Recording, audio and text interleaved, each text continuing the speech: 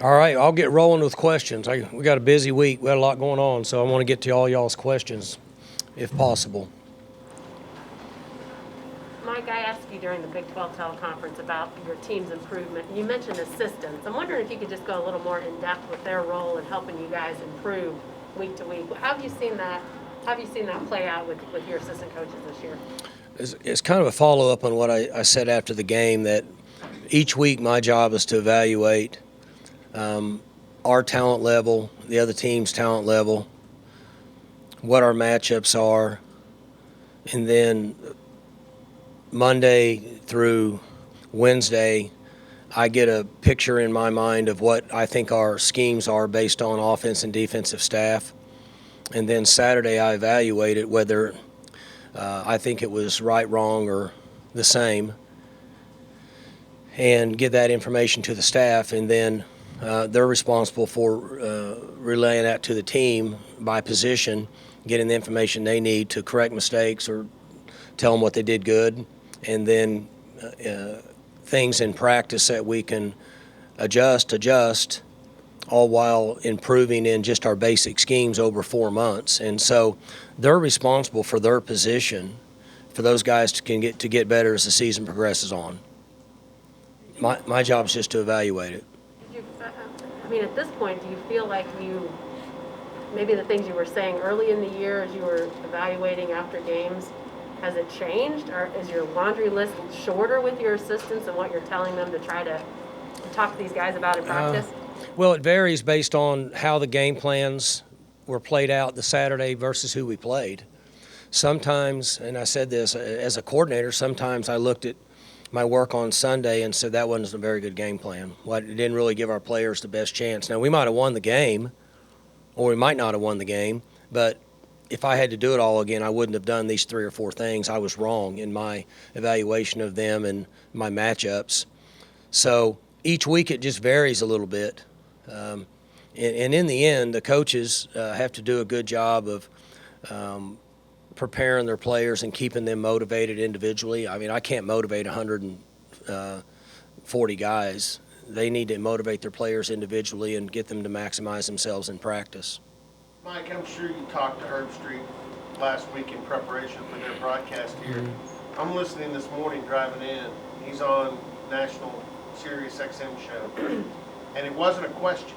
He stopped before they cut him off and said goodbye. I need to talk about something here.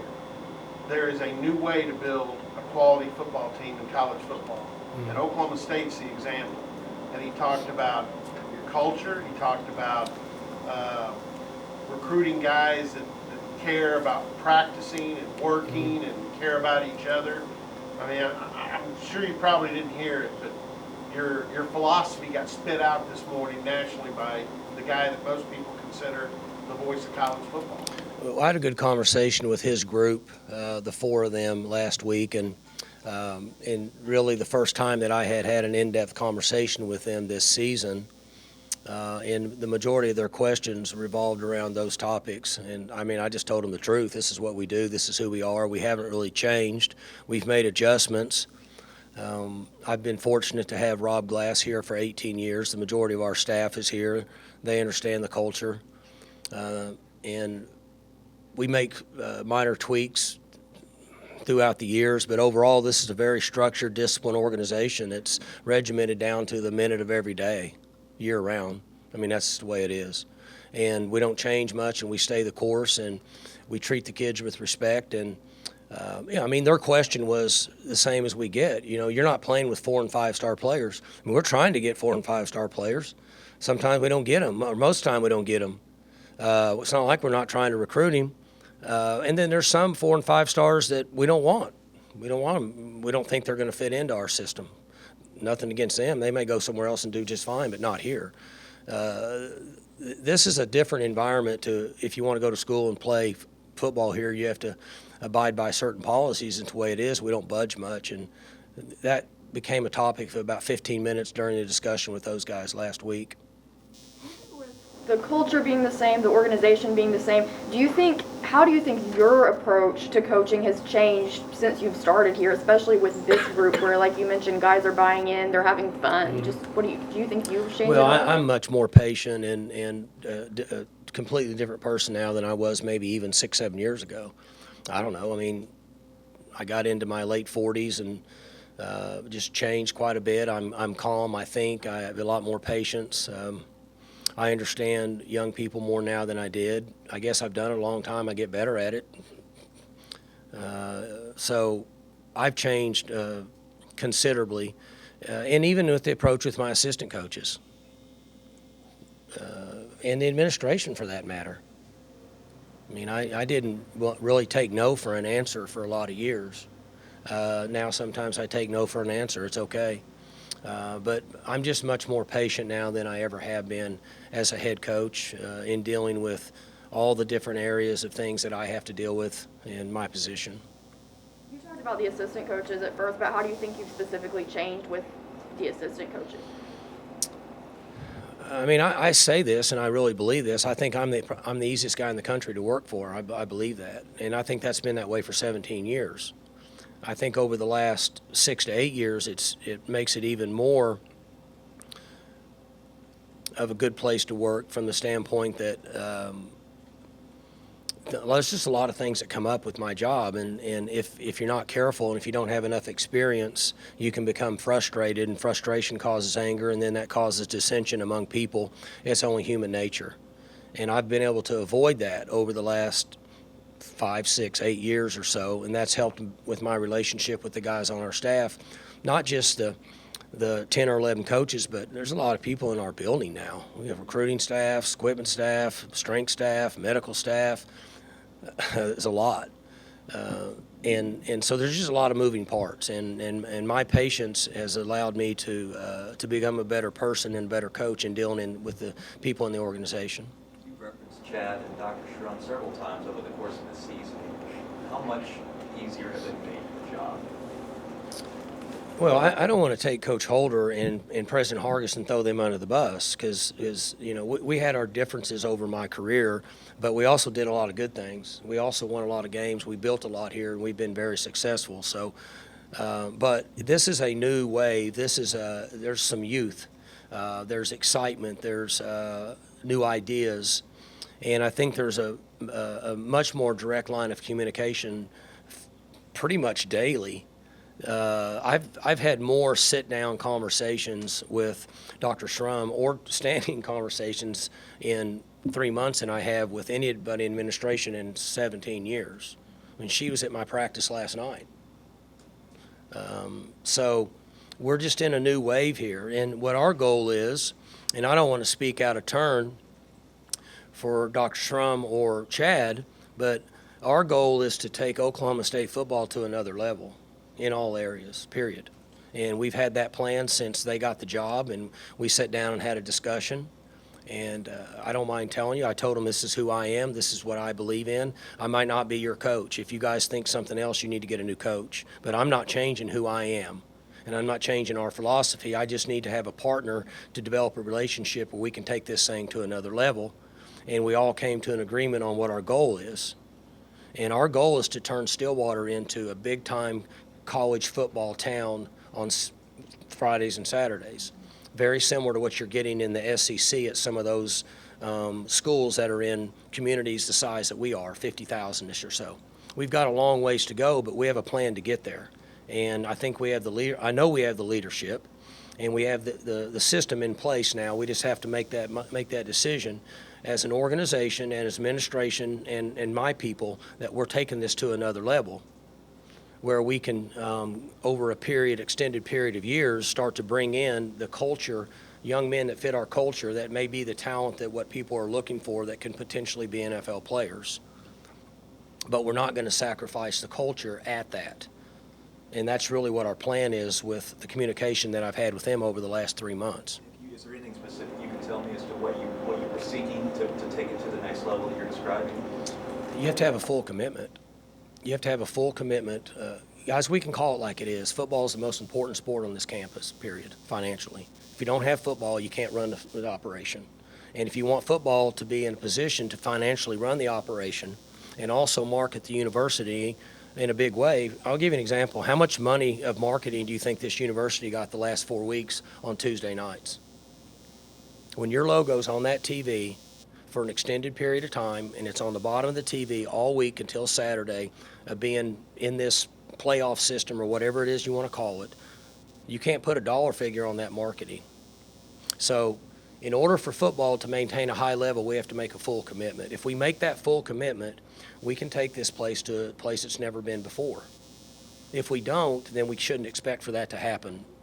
It's as simple as that. You're not talking about just like staff salaries or infrastructure? Oh, I'm talking about everything. I'm talking about infrastructures. I'm talking about every couple years having a plan to remodel, redo academic center, make academic center better, professional career development, make the staff as highly paid as we can within reason to make this area over here function. We're due for a new field here. Update the stadium. I mean, stadium's perfect. It needs to be refurbished at times. Practice facilities, support staff, recruiting budgets, airplanes, all the things that you talk about in the SEC that's going on right now, that has to happen here if we want this to continue up and be at a level that people say, wow, they got a real chance now.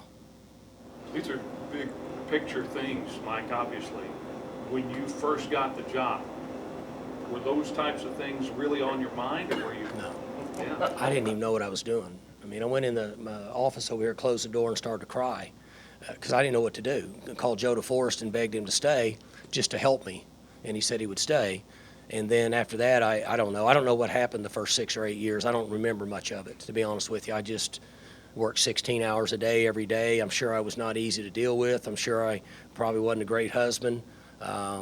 Maybe not the easiest guy for the administration to deal with, but I didn't know any different. I was just trying to figure it out. All those things you're talking about, Mike, in terms of improvement, next level and all that, you've done a lot to this point, and you're playing a team that's done a lot, a program that's done a lot. Are you the two schools that's in the best position to sort of claim a spot at the top of the Big 12 going forward? The 23, whatever year it is.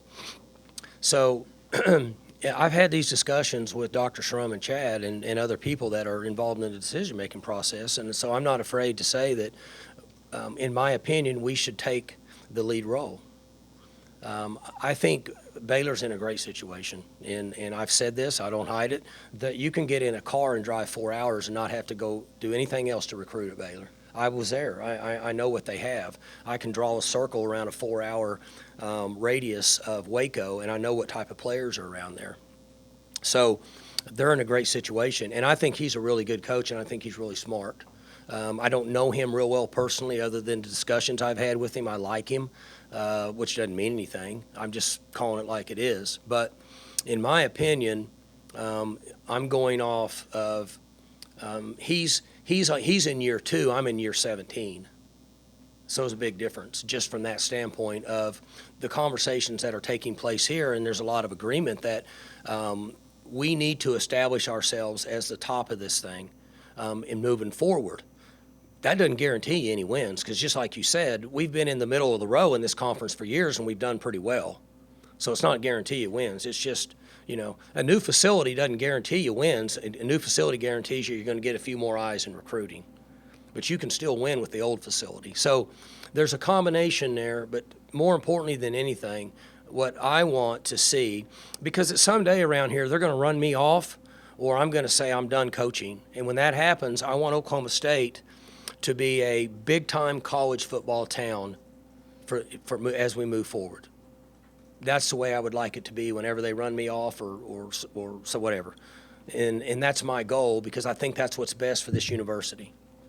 More immediate, my understanding is you gave the speech at the end of practice last night of turning the page.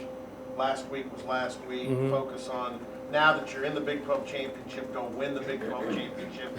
You have any inkling that won't be received the right way and taken the right way this week? I mean, I'm comfortable with this team because of their maturity, and we know that we've been in what would be a playoff system for the last 5 weeks, right? You get to a point, about the time we start talking about, are you going to watch the Tuesday night show? Once you get to that point, you're kind of, if you win, you're alive. If you lose, you better hope that you get a couple breaks to get back into the picture.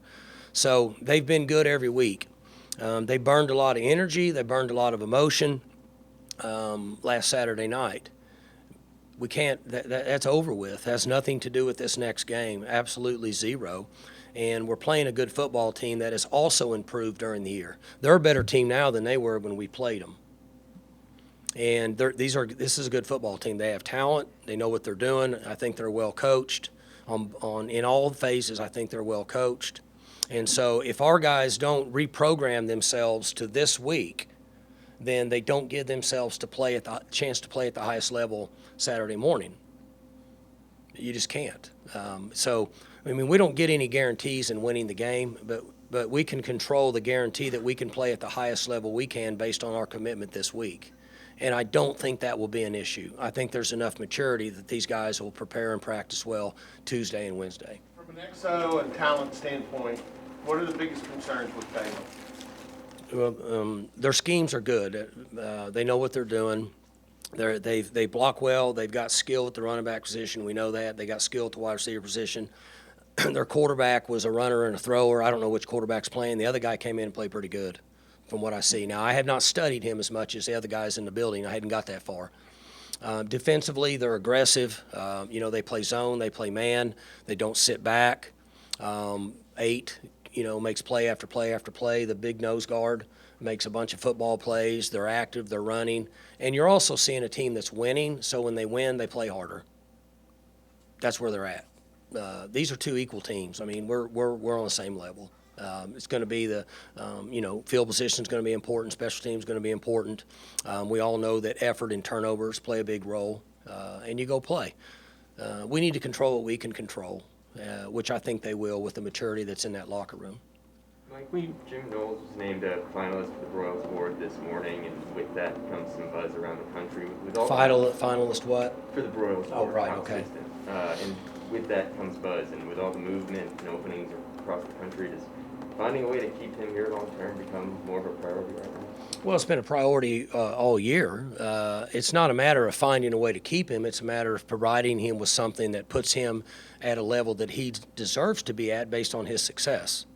That goes back to the question that I just answered. That long answer is part of what I'm talking about. So if you want to play with the big boys, and that's your goal, and that's the philosophy of the people in the organization and the fans, and you got to get into the same boat.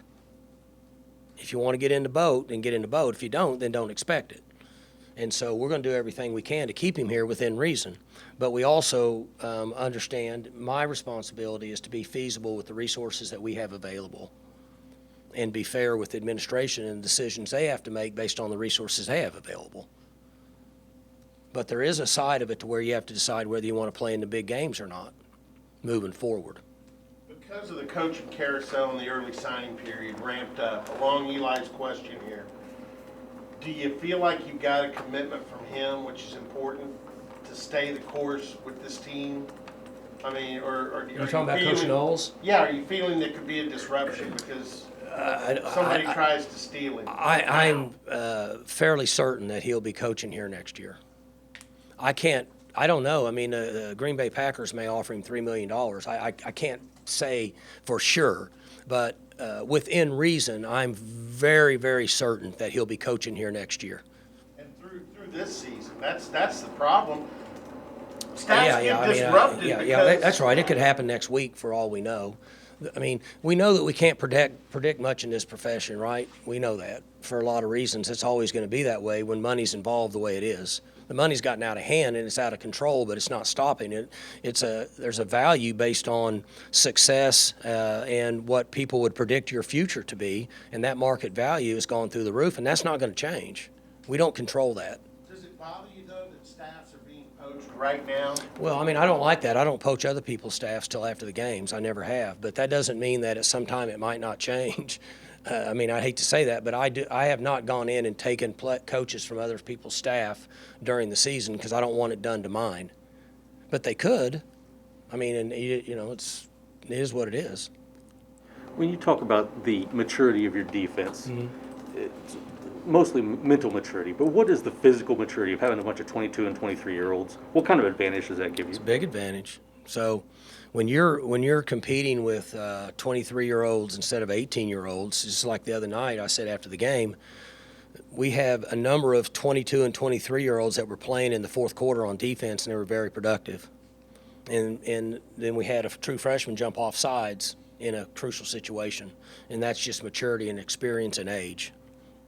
So these players that continue to come back and be a part provide a huge impact for our team. So, I mean, we got 8 guys coming back next year that should be graduating. They're all coming back for next year's team. Most of the defense is coming back. They've already told me they want to come back. They love it here. They want to play another year, and they're all coming back.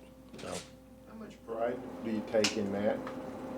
The fact that in this age, I take a lot of- everybody's leaving, Yeah. transferring, and you got a bunch of guys that, like take it, Harper, yeah. I mean, he came, stayed Yeah. here a long time, never played. yeah, He's, yeah, 30 years old and out there making the plays of the game. I know. So, I mean, how much, just right. guys, Yeah. I mean, when a coach says that, we don't listen to you because you guys don't always tell the truth. But then when a guy comes and stays around 5 years, even when he's not playing, he clearly likes the place. Yeah. How much pride do you take in creating a place like that? Well, it's important to me that these guys have an experience that when they leave here, that if somebody said, would you do it again? And they said, yes, I would do it again.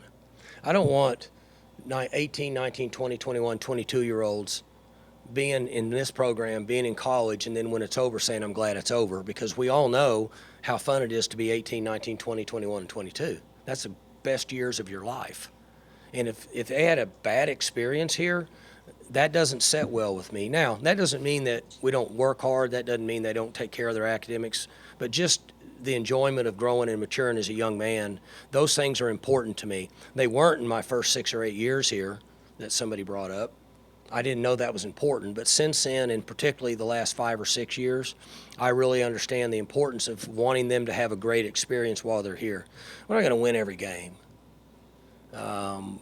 We win a lot of them, but we can't guarantee that. We can't make that a part of criteria of what a good experience is. So it's very important, selfishly for me, that these guys want to come back and stay longer and spend time with us for another year. Did Dez say anything about wanting to come back and Who? being on the sidelines again this next I think Saturday? Dez would come back. Yeah, Dez like a little kid down there. I mean, every time somebody bumped into me, it was him.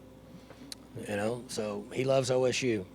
Mike, when you guys finished up your non-conference schedule, came back from Boise, you're 3-0, but you've really scratched out those 3 wins. I know you had injuries, but at that point, I don't think anybody from the outside was looking in saying, these guys are going to be in the playoff mix come championship weekend. When did you have a sense that maybe this team had a chance to really, I mean, it was probably before, you know, the rankings start and you guys are wherever you are, but like, did you have a moment when you thought, I think these guys might be able to do something pretty special here? Well, after the non-conference, I thought the chance was 0. I mean, I didn't even think that far. I was just trying to get to where we could function to play the next game. I think it was Kansas State. I think that was our first was Kansas State our first conference game. I mean, I was just trying to figure out a way to somehow win the Kansas State game, and then maybe after we played Kansas and we started to get some guys back on offense, and our O-line had played together for a couple weeks, and we played really good. And I thought we're better than I thought we were at that point, because I didn't know where we were because we really hadn't been healthy. We had played excellent on defense, but offensively, I mean, it wasn't anything to write home about. And you have to have both to get to a certain level. And then when we played really well against TCU, and I know that they lost their coach, but they're still very athletic, and they know what they're doing. I felt like, you know, then it kind of solidified to me these guys are a little bit better than what I thought they were. And I don't think anybody should look down on me for that. I don't know anybody in here that thought that, certainly after Game 3. So. I hope I'm not forgetting something obvious. Is this your first rematch scenario? It's my first what? Rematch with someone in the same season? I mean, it would have to be, right? Pretty much, yeah. Yeah, we've never done it in the season, yeah. What do you think of that? Oh, I mean, I think that when we decided to have the conference game, or somebody decided it, might have been pressure from the committee, playoff system. Maybe there's more money in it from a television revenue. I don't know the particulars of it. We had our league set up to where we played each other. So the way it used to be decided, you really did have a champion. And then they've gone this route. We all signed up for it. I will say that it does generate more interest and TV viewers because right to the end they watch. I'm guessing all of the Baylor fans watched our game to see what happened. So you draw more attention and viewers to that game because they're watching to see, can we get in the game. So from that standpoint, I would say it's positive. It would have been a little bit unusual to play OU and then turn around and play them 6 days later. That would have been unusual. Just, I don't know. I mean, that kind of been weird. I actually was thinking of what to say if y'all asked me about that. The old Ernie Banks deal, let's play two concept that's the only thing I had to say. I don't know, but it's kind of weird. But we haven't played him in quite a while, so that helps. I was going to say that maybe it doesn't feel so much like a rematch because it's been 2 months. I would agree, because it's been a while, yes. But is there any fine tuning in terms from a coaching standpoint? We did this when we saw him here the first time we played him, so let's be careful not to do this thing there in Dallas. So what's interesting with that is they're really kind of who they are, and we're kind of who we are. I've already had that discussion with them this morning with both groups, and when you look at the last few games of them and you look at our games, I mean, we're kind of who we are and they're kind of who they are. There hasn't been much a dramatic change. They played another quarterback, but their philosophies were pretty much the same. Same thing with us. I mean, we play the other quarterback. We don't really change other than we don't run him on option. But from that standpoint, it's really similar. Coach, you mentioned the option play. You and Casey both talked about how important that is to the offense, and it seems whenever the offense is kind of sputtering out, that's the play that kind of gets you going again. How important is that? Yeah, he was really good on it. Did a good job cutting up and took off, ran, made a good run, made a play. We needed a spark at that time. Both offenses were struggling. We needed a spark. How has Joe Mikulski done filling in for Danny? Good. He will show signs of youth and inexperience, but he's performed at a higher level than what I thought he would have. You were talking about assistants earlier. What is Benny Tonga? He's been around a long time. What has he meant to the program? So Benny is an illustration of hard work and loyalty to our culture. When we hired Benny, I didn't know Benny. He came very highly regarded, and we hired him as administrative work, but also as a way to communicate and build relationship with his heritage, Polynesians. That there are a lot of those type of players that have played at this level and the other level and do really well, and we didn't have a good way to communicate with them. At times there can be language barriers. So they can be first generation or second generation back, and maybe their guardians, parents, aunts, uncles, very traditional families. They might live with a bunch of people, it might not even be their parents, and it could be a language barrier with the Tongan language. And so he was a source of communication for us with that heritage of player, and has been tremendous. We actually have a Polynesian wall of honor in our office where all their pictures are up there. And I think now, since he's been here, there's 12 or 14 that have come through here. And the majority of them, he's been the communicator with them and their family, so they could understand our culture and their culture and help us during communication and recruiting. You guys, Go ahead. here lately, you guys have really gotten into Utah and kind of gone out west. Has he kind of been a gatekeeper for that? Yeah, he's a guy that I would say, 75, 3 out of 4 of the guys that we recruit that have been in that area, some in Arizona also. He's involved in communication, particularly when the parents get on campus, the family gets on campus. If there's a language barrier there for whatever reason, he can help communicate that. And from that standpoint, recruiting is communication business. He helps. Mike, their names may not reflect it, but Jalen Warren, Mason Cobb, those are two guys that have Tongan or Samoan background. Sure. Have you noticed how much they kind of add to what you want the culture to be? Because their Yeah, they do, culture yeah. blends so well. Sammy, Sione, Latu. Maybe there's 5 or 6 right now on our team. You know, what's funny is they kind of know each other. The culture here with the family and the strength of their families is important to them. And so when they come into this culture, it's very similar to the culture that they've been raised with. And it does help because they're already adjusted to that style. Mike, your defense obviously has characteristics to it. You know, I think everybody can kind of point to what those strengths are.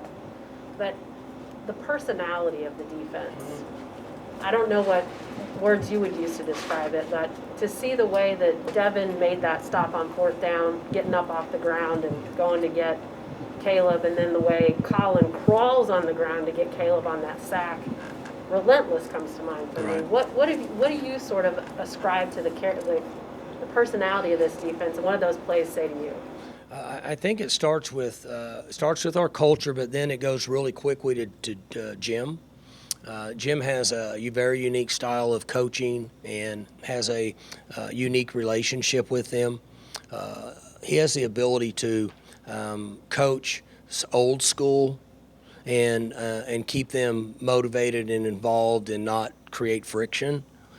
And he treats them all the same. Like, he'll chew on Harper or Rodriguez the same he would as a true freshman. That's a lost art in coaching today compared to the way it was 10 years ago, or particularly 30 years ago. So that style that he brings to the defense helps with what you're talking about. And then we all know this: once they start playing well and have success, then they almost don't want to be the guy that doesn't play hard. So when they watch video on Sunday, they're in a room, and if everybody in here can see, and if somebody's not giving effort, like out of the corner of their eyes, they're cutting at him because they know you're not playing hard. I got 10 guys playing hard, and you're not playing hard. And I think there's a tremendous amount of peer pressure there for that. So now the snowball's going downhill, and you can't stop it, and it's working in our favor. Those were 2 great plays because 13 was going to go on that and convert a first down. He was the last guy and for long ways. And then he, was able to kind of foot sweep him and get him down. And then on the other one with the Colin, I think that was the last play, wasn't it? Yeah, I mean, he's on the ground. He's crawling, and he dove at his feet and got him down. And honestly, you really have to get him around his feet to get him down. I knew he was slippery, but he's even more slippery than what I thought he was. So those 2 guys made great plays. You count those as, among the bigger plays that this program has had? There's no doubt. If he doesn't trip him up, he's got a first down, a new set of downs. The play calls are going to be much different from that side. And then obviously, if the game didn't end there, we all know what he's done. Like when he took off on the long run, I didn't know if we were going to catch him because he's done that in games and scored. And then when he's running around back there, I don't know how many times we've all seen him when he's going to his right where he throws the ball sidearm and throws it to somebody in the back of the end zone. It's happened 6 or 8 times already this year. And if you don't get him down, that could have happened. So. Spoken about Spencer Sanders' decision making, we've seen it. But from October 2nd when he threw 3 interceptions against Baylor, or maybe just this football, where is he different now, both under center, on the sideline, everywhere? Yeah, his composure has been good. His ability to listen and learn has been good. His relationship with Rattay has been good. Everything else he does is good. So when we protect him fairly well and we rush the ball decent, he plays better. And that's going to be fairly common for most quarterbacks in high school and in college and in the pros. And his protection in this last game was average, but he still played pretty well. So his games of experience this year obviously have helped him. Threw 2 interceptions and then bounced back. You had had that run in the fourth quarter and led you guys back. Would he have been able to do that just as well the last couple of years? No, I think he's much better now than he was 2 years ago.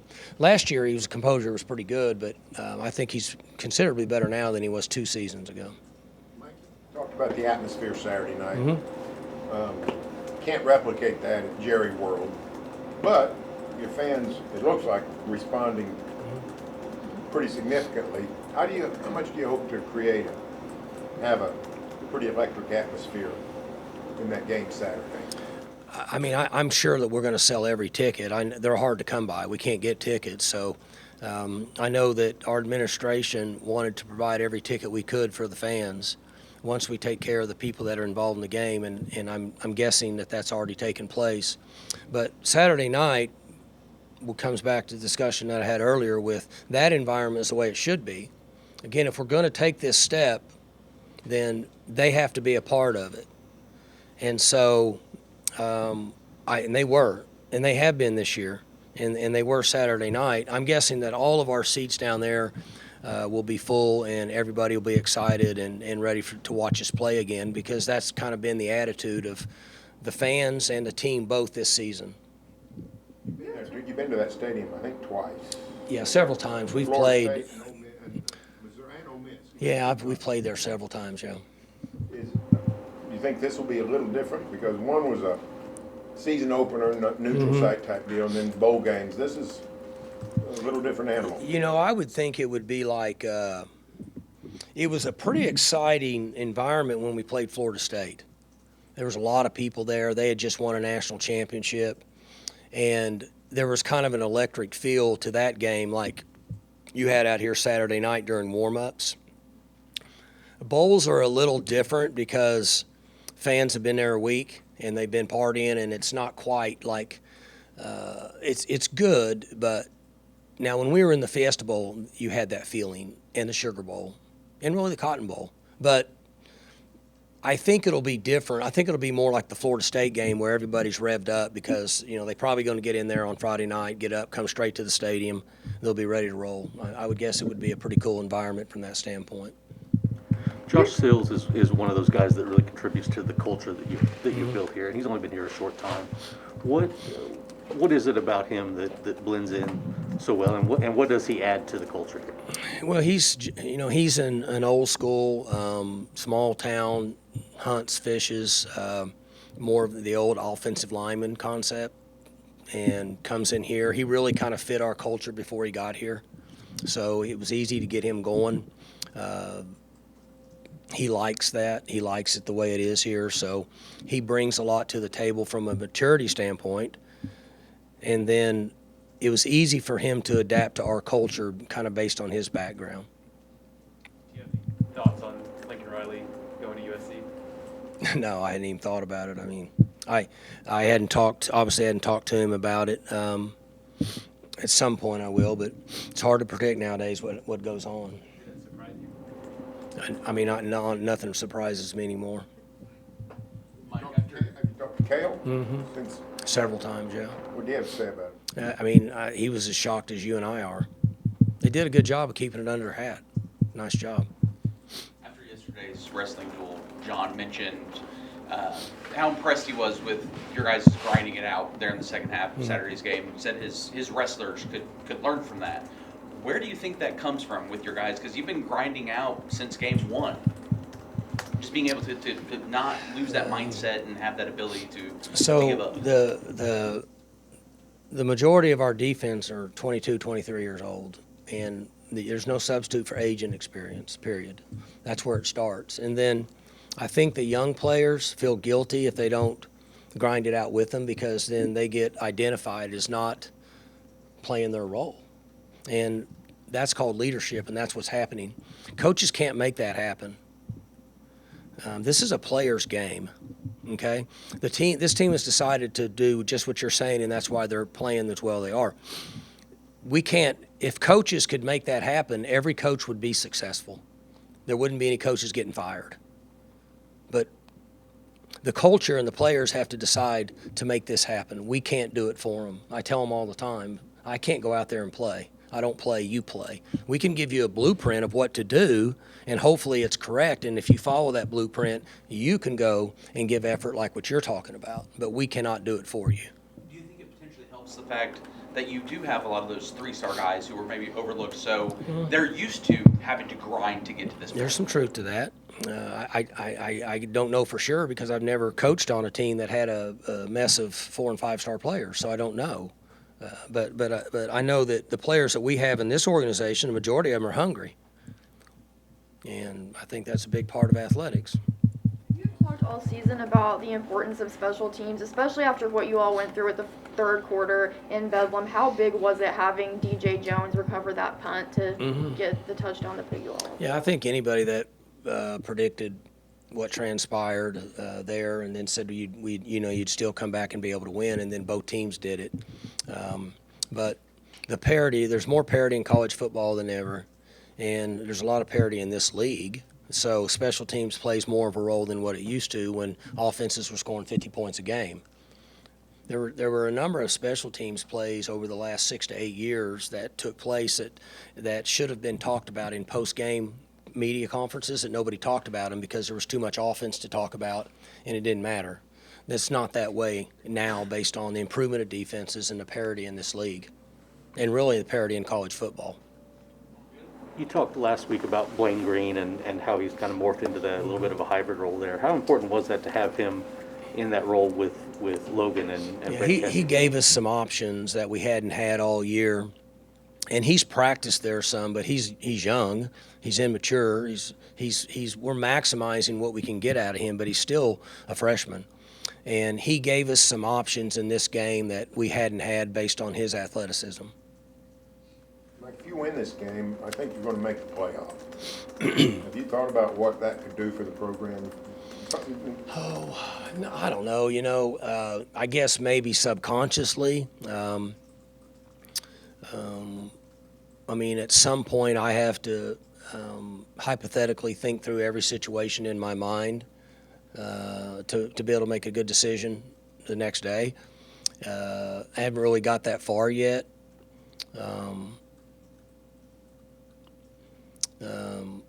I guess we'll just have to wait and see where it goes. What I really want, and not just coaches talk, but I really want the players to focus and practice hard this week and give themselves a chance to play at the highest level Saturday, because that'll make me happy. And as I told the team, I guess I'll kind of conclude with this, a little bit about the question you asked me is that since we've started this new format of having a championship game, years before, we were playing in a game most of the time against Oklahoma at the end of the year that the winner was the Big 12 champion, right? 3, 4, 5 times, I don't know. But we've been in that situation based on it was the last game of the year, and if you won, you won it. If you didn't, you got second. But this is the first time that this format's been out that I've been in the championship game. And for you guys, it's the same. And there are no guarantees that you can ever get in this again. We don't know that. So I'm asking you to maximize yourself in all areas to give yourself the best chance to play that you can play on Saturday. So as you look back on it, you don't have any regrets. And so when you talk about going where you're going, that kind of falls into that, because if you have a chance at that, you want to make sure you maximize yourself because, well, you said this 6 weeks ago or 4 weeks ago, you're close to having a chance to doing something special. Have you thought about it? I didn't really then, but I have over the last couple of weeks, because how many more times do you get to this chance? You don't get this opportunity a lot, and that's kind of where we're at right now. Good? All right, guys, thanks.